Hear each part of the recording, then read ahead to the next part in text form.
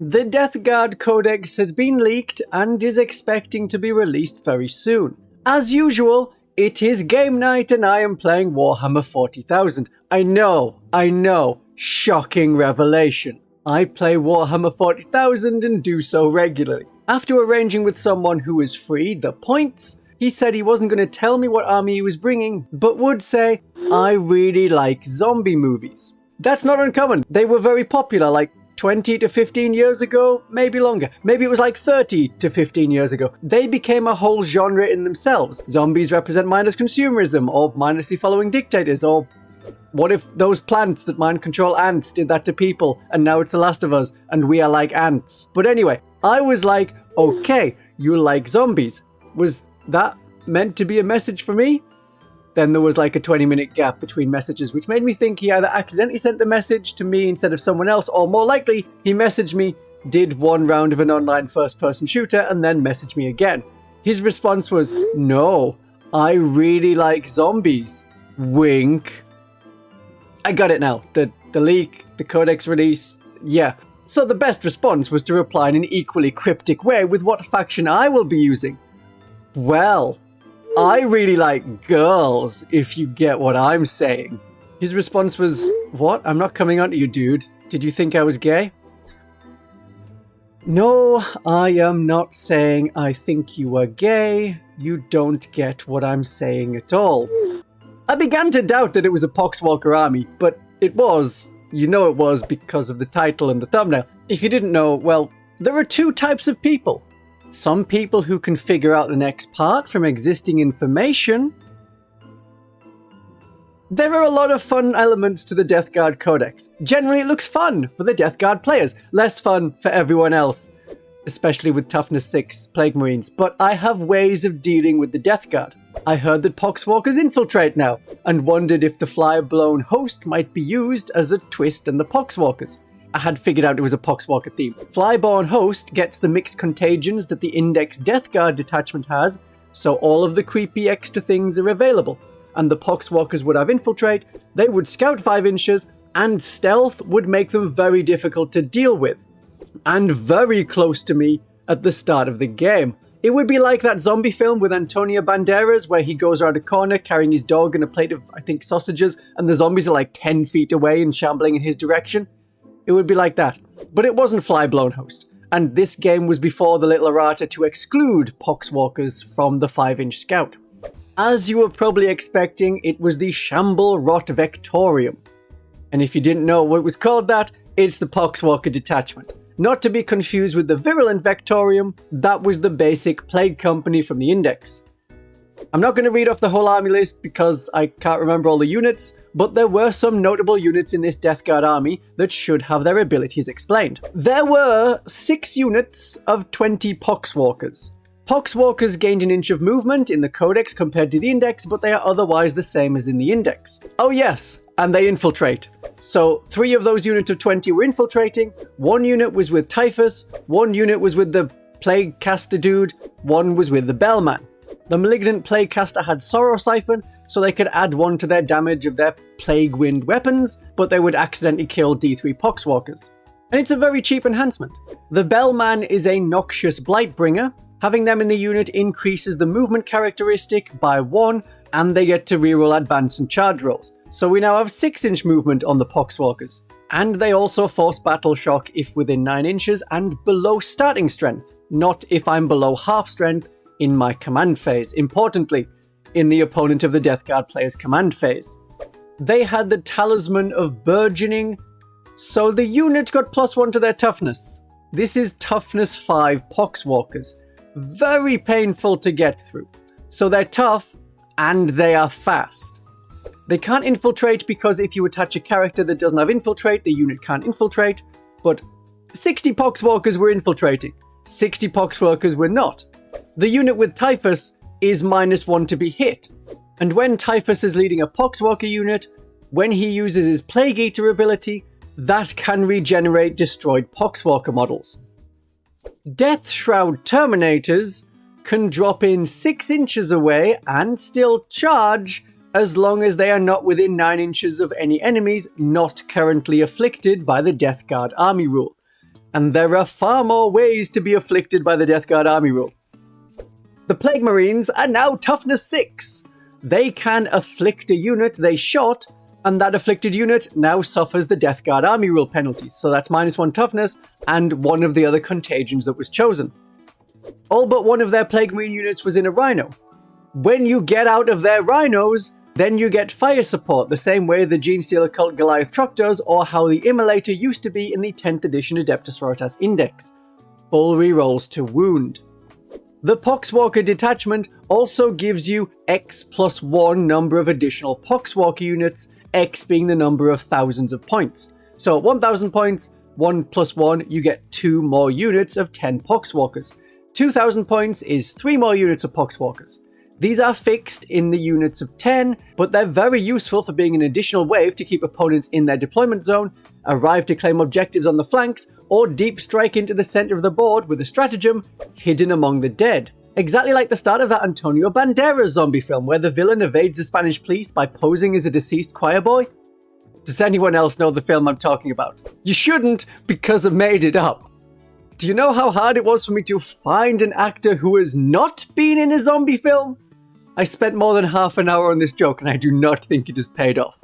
Because these additional units are units that did not exist at the start of the game, they are not destroyed if they stay in strategic reserve after battle round 3. So if you want to hold a unit until turn 5, and then deep strike in with Hidden Among the Dead, and claim an uncontested objective or complete a secondary mission before the end of the game, you can. Poxwalkers are battle line in the Shamblerot Vectorium, so you can have 6 units instead of the usual 3 units. With the 6 lots of 20 units of Poxwalkers and 3 bonus units of 10, that is how you get 150 Poxwalkers in a 2000 point game.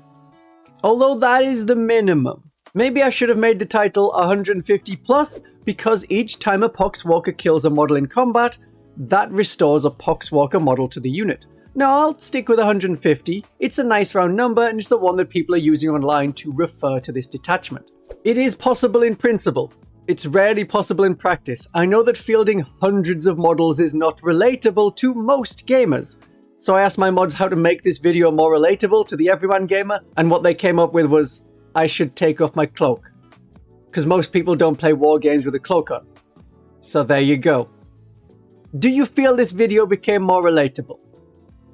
I kept my waistcoat and jacket on, of course. Professional standards must be maintained. The way this detachment and army played was to infiltrate with lots of fragile bodies. They are toughness 4 with no save and a 5+ feel no pain. The Poxwalkers with the boosted toughness from the enhancement can't infiltrate because the characters that join them cannot infiltrate.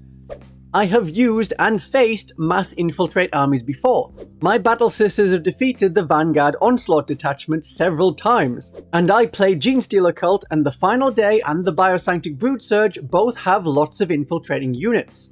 There are links to deep dives of those detachments on my channel. That style of play can do badly if you don't get the first turn, which is where I like to have fight first units like the Von Ryan's Leapers. This detachment special rule is additional Poxwalkers. That is the detachment rule as a whole. And with the infiltrating in addition, it felt a lot like the Deceptors detachment of the Chaos Space Marines, where you can infiltrate some cultists and Chaos Space Marine legionaries at the start of the game. They may be a buffer. They may not. Toughness 4 is manageable. Also, the Deceptors infiltrate rule is the detachment rule. That is it. It won't come up anymore in the game. Same with the Poxwalker detachment. You have more bodies if you painted up enough of the old Death Guard Combat Patrol, but there's no damage boost going on during the rest of the game. The extra Poxwalkers are the whole thing. It's easy to remember, which is great, but there are no more bonuses to your damage or resistance or modifications to your army rule. I face this with my Adepta Sororitas. My girls. The army I talk about most on this channel, and is a great time to get Adepta Sororitas players to click that subscribe button. The detachment I was using is the Army of Faith, which does modify the army rule. I can perform 2 acts of faith per unit per phase instead of 1. It is my favorite detachment, so I wasn't switching things up specifically to deal with what I assumed would be Poxwalkers, but could have been a zombie plant themed Kroot army for all I knew. The Army of Faith is not to be confused with the Champions of Faith. Games Workshop really has a problem coming up with the same ending multiple times. Are these detachment names from a D66 table? Next detachment for the Adepta Sororitas in June is the Procession of Martyrs detachment? You watch, it'll happen. So we had the Something Vectorium facing the Somethings of Faith. I have one stratagem that turns off the Death Guard army rule. The Light of the Emperor. I can ignore any modifiers to my profile like weapon skill, ballistic skill, toughness, but can't ignore modifiers to my save. And if this is used on a jump pack unit, then not only the jump pack unit, but all other Adepta Sororitas units within 3 inches of that unit are also affected by the Light of the Emperor. I'm still considered afflicted by the Nurgle's Gift army rule, but I don't suffer the effects. Just like how the faithful of Grandfather Nurgle— no, let's not think about it like that. But with a jump cannoness in a unit of 10 Seraphim, that is an aura that can affect a lot of my units emanating from those Seraphim, and it is free once per battle round with the jump cannoness, which is important because it meant I was not spending all of my command points to keep it activated. Not that I was, because I had Junith Erewhita to generate more command points for me. Another excellent stratagem available is Blinding Radiance. -1 to be hit as a stratagem, which is also an aura when used by jump pack units. Poxwalkers hit on a 5+. Now they hit on a 6+. That is half the hits. And the 6s are lethal hits, but the 5s that hit would have a good chance of wounding Toughness 3 sisters after they become Toughness 2. So there were 10 Seraphim and another 5 Seraphim. They are supporting other Adepta Sororitas units, they are completing secondary missions, they are clearing and taking objectives, they are destroying enemy Poxwalkers, they are wiping out enemy infantry. In metaphor terms, it is the most birds you can kill with a single stone. Unless you count the asteroid that hit the dinosaurs. Anyway, this is my Army of Faith list. Junith Erewhita and a Battle Sister squad defend the home objectives with an assortment of flamers. Anything that's going to deep strike nearby is going to face a lot of firepower, pun intended. And one of Junith's unit rules is -1 to hit for her unit, which I expect to be bothersome for the Poxwalkers. Hence I made a point about the Blinding Radiance stratagem. Celestine acts alone, not joining any Seraphim units. She's there to complete secondary missions and stab people if we can. The jump cannoness helps the Seraphim to use those auras for 0 command points once per battle round, and she's upgraded with the Litanies of Faith to generate additional miracle dice. I like having lots of miracle dice. This is the Army of Faith when you can use 2 miracle dice per unit per phase, so let's have as many miracle dice as we can, and theoretically, some of them should be good. There was another squad of 5 Seraphim, mainly there to complete secondary missions. Also with hand flamers, because we want to burn things. Against Poxwalkers, the number of shots at strength 4 is usually enough, and if I was attacking the Death Guard Plague Marines, there is a stratagem that gives extra armor penetration if needed. 10 Battle Sisters with melter weapons, so that's Inferno Pistol, Melter Gun, and Multi-Melter, were with a Dialogus. This is 1 Palatine short of the good combo, which would add lethal hits to the unit, but I can still guarantee a hit and a wound, or 2 high damage rolls, as the Army of Faith lets you perform 2 acts of faith, and the Dialogus changes every miracle dice you use into a 6. That is great for Overwatch against tanks. A Rhino moves up, you auto-hit with a 6, you could auto-pass the wound roll, and then you roll damage. The Dialogus had Divine Aspect to maybe get another miracle dice if enemies within 12 inches failed a Battle Shock test. A very specific, this one forced Battle Shock test. I had 10 Dominions with a risky mix of Flamers and Melter Guns. My idea was I could fight Plague Marines or Poxwalkers, they could fight something light, or they could fight something more dangerous, and I have weapons to deal with both to some degree. A squad of 10 Novitiates was there to infiltrate to counter enemy infiltrating, such as what the Poxwalkers can do, so that at least some part of the board would be open to me, ideally the center. Then in the first turn I could complete missions like Establish Locus, or the thing where you defend the center of the board. I only needed 5 models to do that, so they were split by an Immolator into 2 units of 5. Inside the Immolator was the other half of Novitiates and a Palatine. It was tempting to have Flamers on the Immolator to deal with zombies, but killing light infantry that is cultist level is something that the Sisters Infantry generally does very well. so I stuck with multi-melters on the Immolator to deal with any supporting tanks or crawlers or flying lawnmower things. These novitiates had the Sacred Banner, which allows you to reroll advance and charge rolls. This is going to help get the Palatine into combat. The novitiates let you reroll hit rolls of 1, and if the enemy is on an objective, reroll all hit rolls. So the Palatine is more likely to hit, and the unit as a whole is more likely to roll 6s to get those lethal hits from the Palatine. The Palatine had the Blade of St. Eleanor, which increases the strength and armor penetration of her attacks by 1, and she gets precision. And if she kills something, that's another miracle dice. A unit of 10 Arco-Flagellants is very useful for getting through hordes. Their attacks are strength 5. With Divine Guidance, they can have an extra point of armor penetration, which is to say, 1 point of armor penetration. Strength 5 is effective against all but the toughness 6 plus heavily armored Death Guard models. But if I need to punch through them, I have Lance as a stratagem in the Army of Faith to have +1 to wound when I charge without needing to also pay for a priest. With the Extremist trigger word, they can have 6 attacks per model each time they fight. It doesn't matter about losses from Hazardous, those models don't become zombies. I face the unthinking horde with my own unthinking horde. 10 more Battle Sisters split by an Immolator gives me more utility units to complete secondary missions, and a Simulacrum to generate miracle dice, and both units of 5 have the Sticky Objectives Defender of the Faith ability to keep objectives under my control if I start to lose lots of units. This could have been a Dominion squad if I dropped the Divine Aspect and Litanies of Faith enhancements. The Immolator once again had a multi-melter. And I had to include an Exorcist. It's me, come on. Church Organ Tank. I could have had conflagration rockets to hit the hordes of infantry. No, I don't think I will. Without the Exorcist missile launcher, melter weapons would be our only real attempt to remove Death Guard tanks and heavy infantry, which is most of their infantry, and if the enemy is firing indirectly with their Plague Burst crawlers, I want to fire back indirectly and be able to cause damage. And last was a Castigator. Battle cannon with blast, and heavy bolters that make the Poxwalkers go plap plap plap as their messy bodies get hit by mass reactive rounds and they explode. I wouldn't say I was specialized into zombie hunting. The zombies were going to be about 2/5 of the army, so there was plenty more that wasn't zombies. On to the battle itself. This is going to be an overview battle report. I'm not going to do turn by turn, phase by phase, who drew what happened exactly, but you'll get the broad strokes of what units worked well where. That's the important stuff to learn from a battle report. And it does come with a battle map. The Death Guard player did have lots of Poxwalkers, as we know, but they get to choose one of their contagions.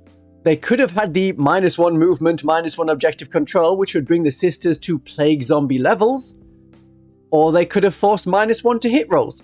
Difficult when you hit on a 4+ when you normally hit on a 3+, and in combat I would be hitting on a 5+ with regular Battle Sisters.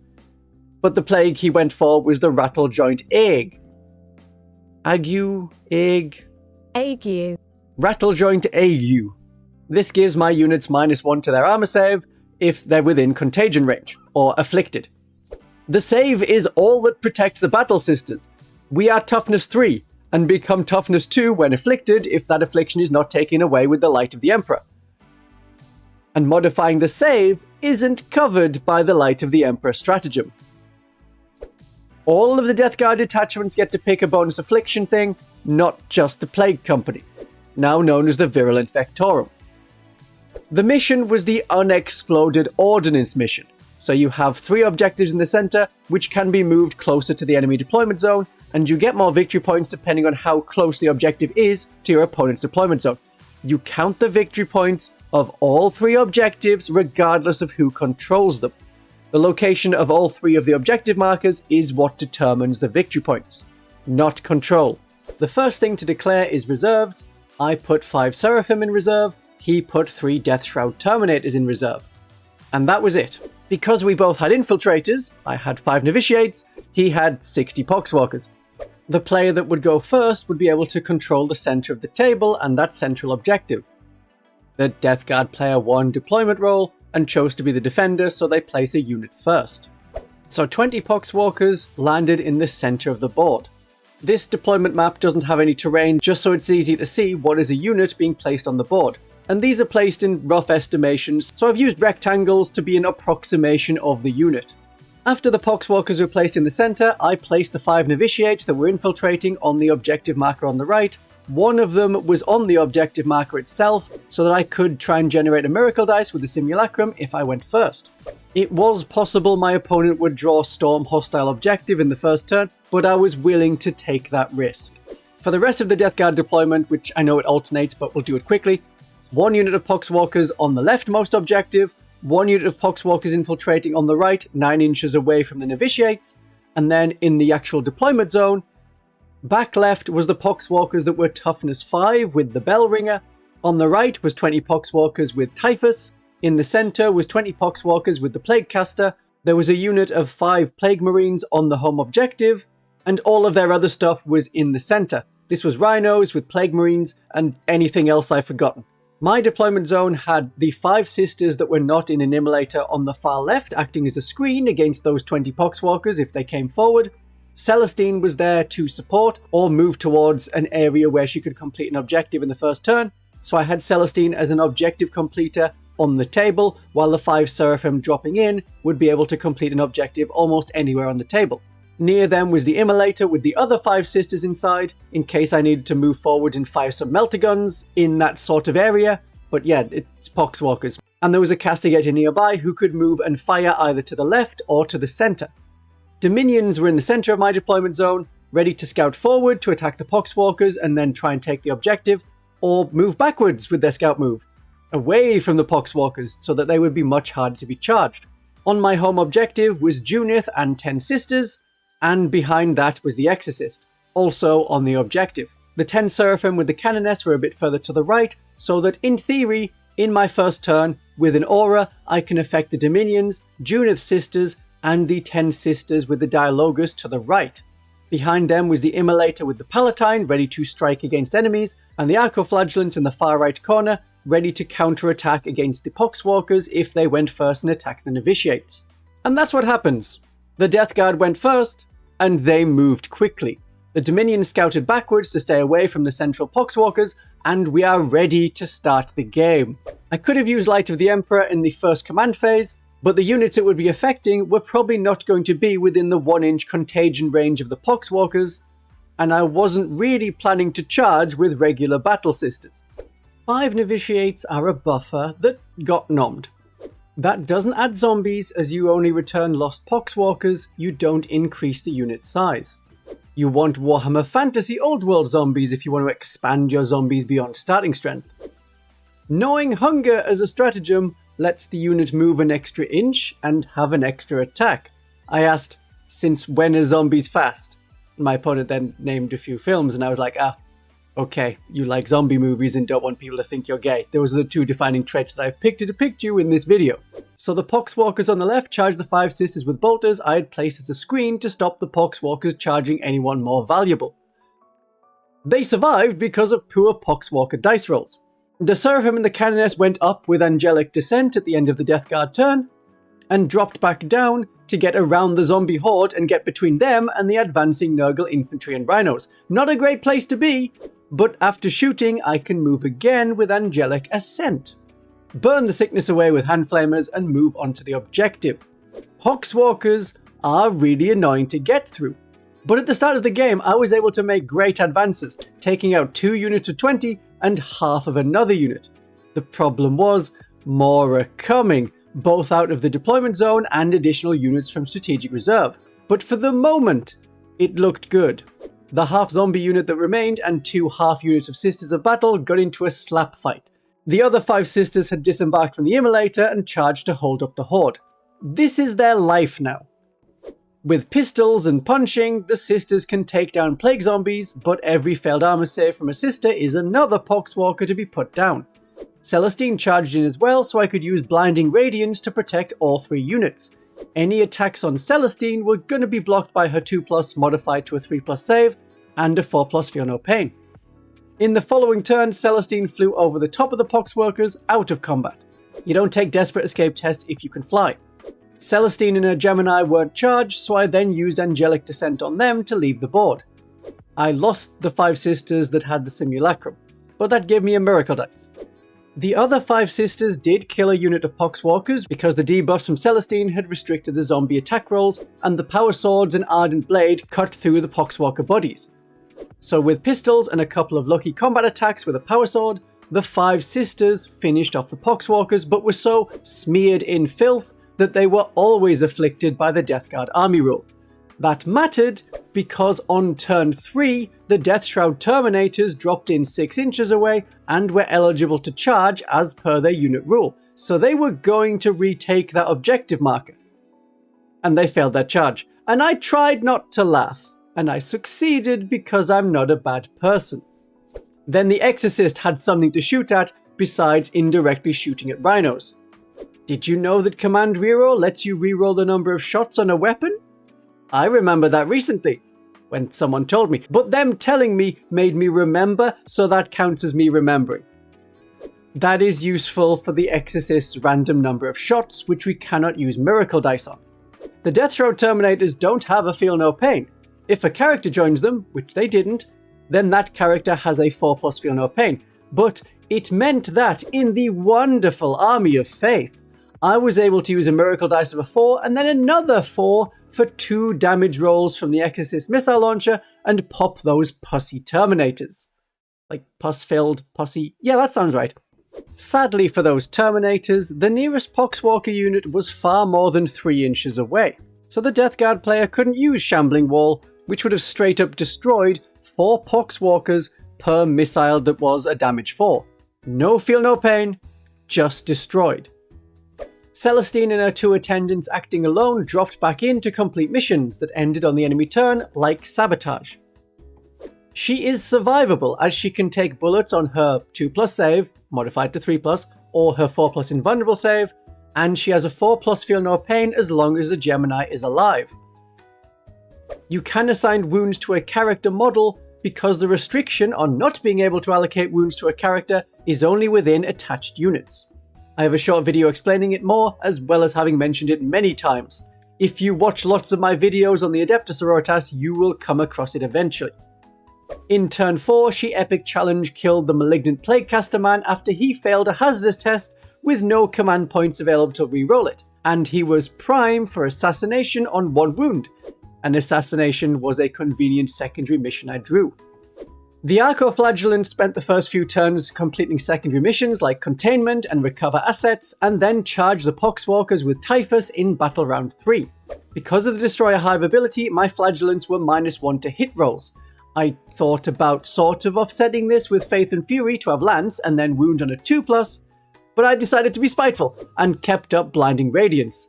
If I'm -1 to my hit rolls, so are you. Undoubtedly, this was the stratagem I used the most. And the Archoflagellants, using their Extremist trigger word, have 6 attacks each. That is a good number of attacks, even hitting on 5s, with sustained hits 1.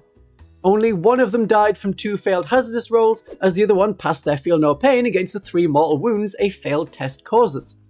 The Archoflagellants are painful to cut through, but Typhus was managing it, so the Palatine and her Novitiates came in next. A Palatine with Rapturous Blows can basically double her damage output to cut through zombies.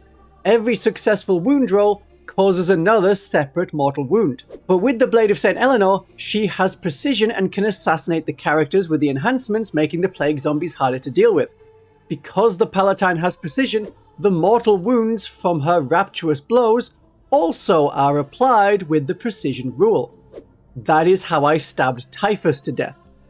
-1 to hit because of his Destroyer Hive didn't matter, because the Novitiates let her reroll all hit rolls because one of the Poxwalkers in his unit was on an objective marker. I had 4 successful wounds between lethal hits, and the Strength 5 of the Palatine, which is applied to the Toughness 4 of the Poxwalker Bodyguard unit, meant I was wounding on 3s. All but one of them were saved, but that was 2 damage going through and then 4 more mortal wounds to finish off Typhus. And this gave me a Miracle Dice. The first Miracle Dice higher than a 4. The unit I really wanted to get to with the Palatine was the Noxious Blightbringer with the Talisman of Burgeoning, which made the Poxwalkers in his unit Toughness 5. That is very tough for bolt guns and flamers to get through. I couldn't, and she spent about 3 battle rounds cutting down zombies alongside the Archoflagellants, and then started pushing a bomb as per the primary mission, and then got attacked by 10 more zombies from the detachment rule and spent time cutting through them for the rest of the game.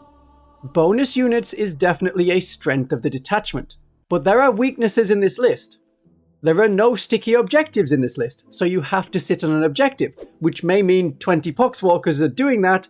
Maybe you can stretch them out to 2 objectives, but that might be all they do. Sometimes they stand there and they get shot without doing anything else. That is normally enough to deny the opponent of the Death Guard the objective, as they're not getting charged to take the objective, but Seraphim are a great counter, as I can move forward onto the objective after shooting. Any penalties to hit really mess up Poxwalkers. Blinding Radiance was unpleasant for them. They hit on 6s. Lethal hits, yes, but a few rolls below average sometimes meant no sisters died. And if the Poxwalkers can't kill a unit, they can be held up by a very small enemy unit. I think 5 Assault Marines could hold up 4 times their number of Poxwalkers with very little issue. The rest of the Death Guard army doesn't have this problem, and Poxwalkers are not the whole army unless you are playing at 1,000 points. The stratagems are not too special, and aside from shock and horror forcing a battle shock test, all the stratagems require Poxwalkers. You need a significant number of Poxwalkers to make this detachment work, with their weaknesses and lack of damage included. For damage output, you are relying on the other Death Guard units' datasheets alone. The detachment looks easy to learn, but it isn't going to cause a massive amount of damage, and it is a stat check army. If the opponent of the Death Guard doesn't have enough weapons that can kill the Poxwalkers fast enough, then they're going to lose. If they do have those weapons, the Death Guard's opponent wins. Probably. These are generalizations as we get to the end of the battle. Before the result, the Death Guard Codex is out today. If you want to buy it, or any Death Guard or Adepta Sororitas or any other army stuff, check the affiliate links in the description. They usually have what you're looking for way cheaper than buying through Games Workshop. Buying through an affiliate link also helps support my channel and encourages the affiliates to think, oh, this vampire man is cool, maybe we should give away some stuff on his behalf. To you. The game ended with a 25 victory point difference. 65 victory points to 90 victory points. I had the 65 victory points. That is a high score for a loss, so I'm good at losing? That doesn't sound right. Was it because they kept me back long enough to win as I was only really scoring in the last 2 turns? Yes, that is basically what happened. While their Poxwalkers were engaging my army, their Rhinos and Plague Marines were completing secondary missions on an almost uncontested board half. I held all 3 objectives at the end, but only was able to make gains with one of them pushed by Dominions in the center, who were able to scout back from the zombies, then move forward again, and then try and move the bomb forward from turn 2 after the Poxwalkers on the objective were wiped out turn 1 with Seraphim help.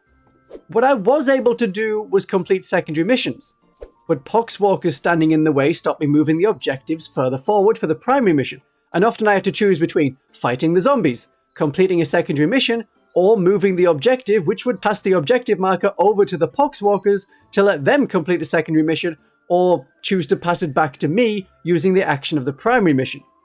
Killing them seemed the only way forward, but that would limit my victory points. I did manage all my secondary missions, but the number of times I scored fewer victory points than I wanted was frustrating. I could only get 1 unit behind enemy lines. 1 of my 3 units recovering assets died, so I could only get half the victory points. And Cull the Horde, there was 1 of the little sods left, and I had to wait another turn to complete it. I had enough command points with Junith generating them each turn, and I had lots of miracle dice from lost units, from Litanies of Faith and Divine Aspect, but it took until battle round 3 before I got one that was naturally a 6, without the Dialogus modifying it. With Poxwalker regeneration from the Curse of the Walking Pox ability, I faced 173 Poxwalkers. I faced 173 Poxwalkers in 10th edition of Warhammer 40,000, and I killed 123 of them. As you can tell after that, I don't like Poxwalkers. This was a defeat, and a surprising one too. The Army of Faith usually does well against Horde armies, just like Antonio Banderas' character, but in a different film, one I can't think of right now. Despite not liking the Poxwalkers, and Death Guard generally are a painful army to play against because of the debuffs and their high toughness stats and the feel no pains and things. This was a fun game. It doesn't matter if you win or lose, having a fun game is what is important. I can explain more tricks and clever combos of the Army of Faith to you if you click on this video. Have a great day of 40k.